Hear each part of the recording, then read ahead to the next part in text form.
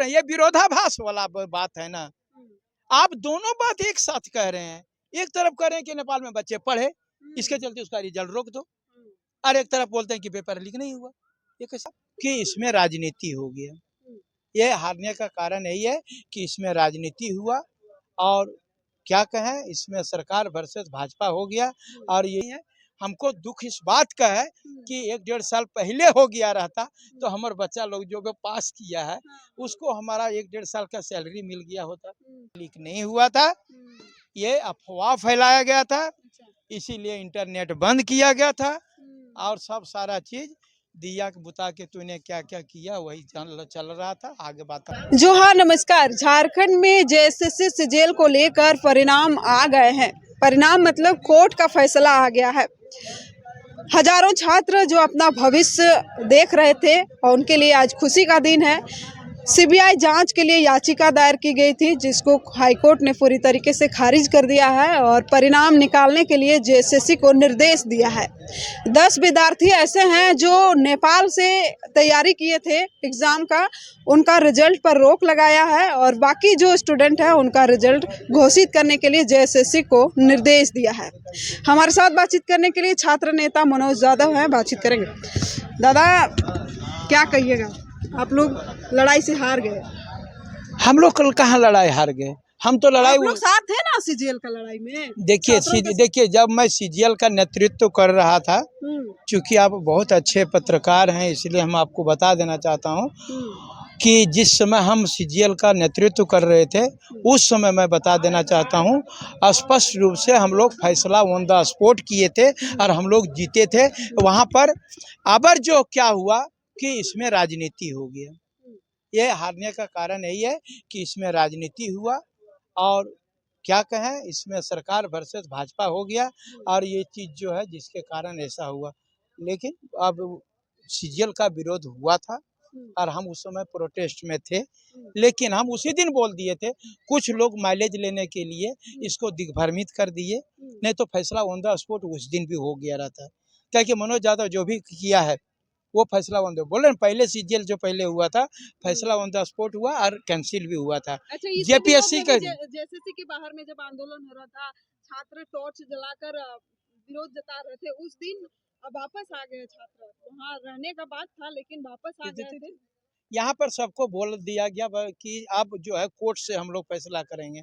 Court से आज तक हम लोग नहीं जीत पाए हैं, इसलिए नहीं जीत पाते हैं क्योंकि तारीख पर तारीख कैसे यहाँ पर लड़ा जाएगा, और वो लड़ने के लिए जो है सो पैसे चाहिए। अब बेरोजगार बच्चा पैसा कहाँ से पाएगा?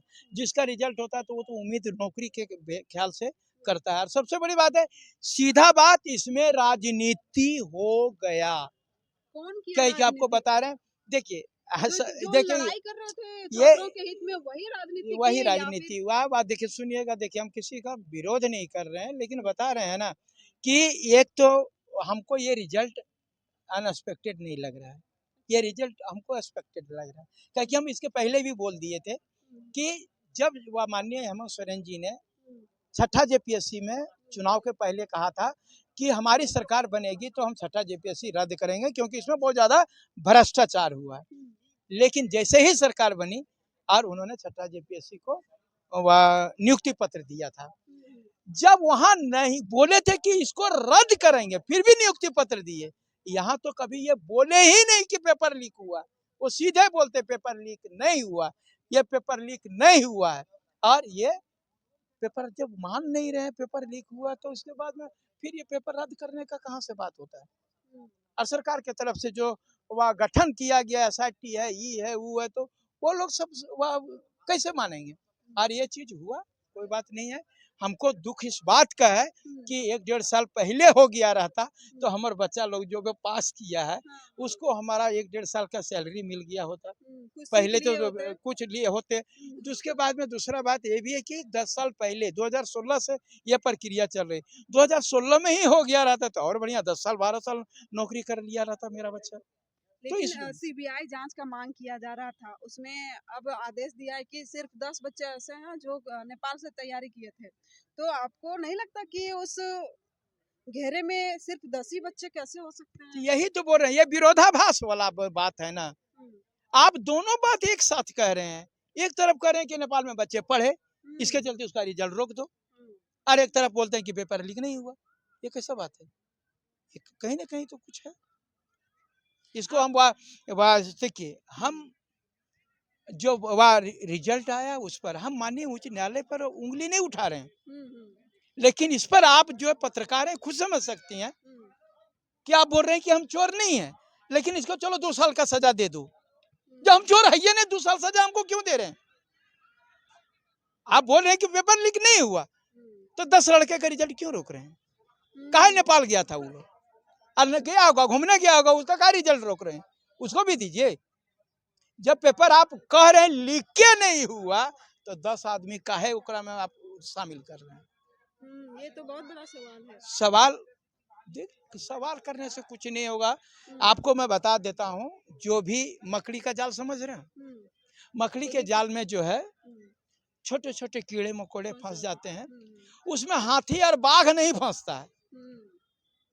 अगर छोटे छोटे हम लोग हैं तो वो लोग तुरंत जेल चले जाते हैं, आज पकड़ाते हैं कल जेल चले जाएंगे। हमको तुरंत जेपीएससी ने जेल भेज दिया था, लेकिन जेपीएससी में जो गड़बड़ी किए थे उसको जेल नहीं भेजे, जिसको स्वीकार किए उसको जेल नहीं भेजे। आप जब हमने आंदोलन किया और उसके बाद माना कि जो है ये रिजल्ट गड़बड़ है, आपको जो है सो जहाँ 2000 से रिजल्ट बढ़ा करके आप 6000 किए, आप मेरी बात को माने कि यही लड़का सही बोल रहा, हमको जेल क्यों हुआ था? तो यहाँ पर ऐसा है, हम इसको बारे में कुछ नहीं वह कहेंगे, सीधा हम यही कहेंगे जो पास किया है उसको बधाई कि जल्दी जल्दी से काम करो और राज्य कि इसमें राजनीति हुई है।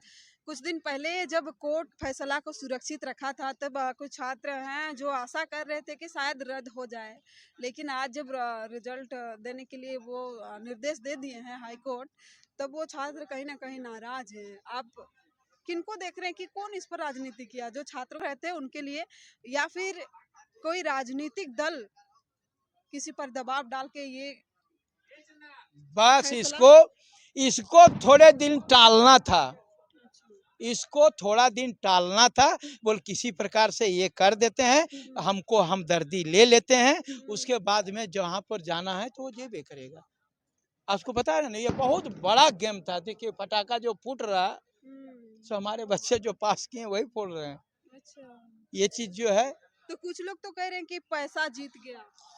आप कैसे जीता सो, अब हम इस पर कुछ भी टिप्पणी करेंगे तो माननीय उच्च न्यायालय का अपमान होगा, इसलिए हम कोई टिप्पणी नहीं करना चाहते हैं। जो आया उसको स्वीकार करिए।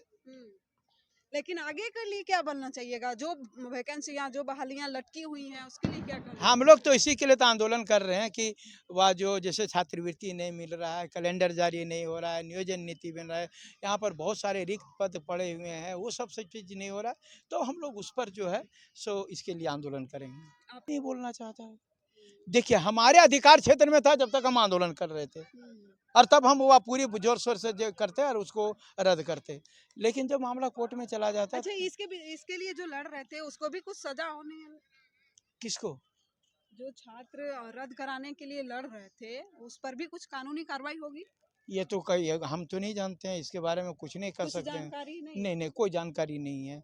इतना जरूर जानिए कि वह सरकार ने मान लिया ये क्वेश्चन लीक नहीं हुआ था, ये अफवाह फैलाया गया था, इसीलिए इंटरनेट बंद किया गया था, और सब सारा चीज दिया बुता के तूने क्या क्या किया वही चल रहा था। आगे बात क्या कहेंगे, बाकी चीज माननीय न्यायालय बातचीत कर रहे थे छात्र नेता मनोज यादव। उनका कहना है कि माननीय उच्च न्यायालय का जो भी फैसला आया है उसको हम एक्सेप्ट करते हैं, और जो छात्र पास किए हैं उनको बधाई भी दिए। लेकिन एक सवाल यहाँ पर खड़ा करके गए कि अगर कोर्ट ने माना कि सीजीएल जो है पेपर लीक नहीं हुआ है, तो 10 ऐसे विद्यार्थी जो नेपाल से तैयारी कर रहे थे उनको रिजल्ट से वंचित क्यों किया जा रहा है? ये सबसे बड़ा सवाल उन्होंने करके गया है। बाकी आप सबका क्या कहना है कमेंट सेक्शन में जरूर लिखिएगा। शुक्रिया, धन्यवाद।